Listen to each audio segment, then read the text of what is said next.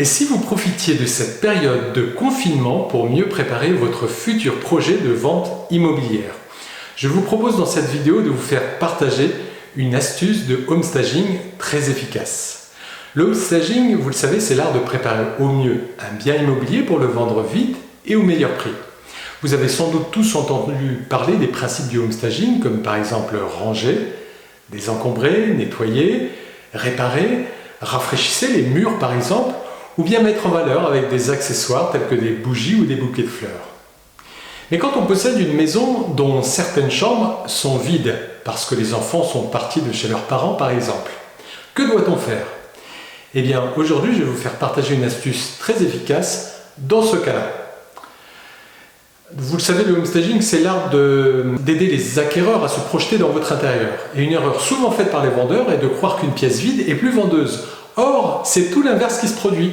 D'une part, les photos immobilières seront austères et sans charme. D'autre part, lors des visites, les acquéreurs trouveront que la pièce est trop petite et qu'il n'y a pas assez de place pour y mettre un lit. Car l'œil a besoin de repères pour pouvoir se projeter.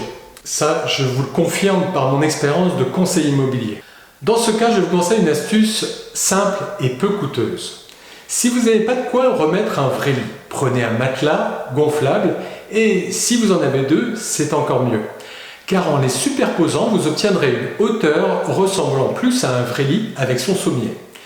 Mettez par-dessus les draps housses et rajoutez bien sûr la housse de couette. Mettez les oreillers et le tour est joué.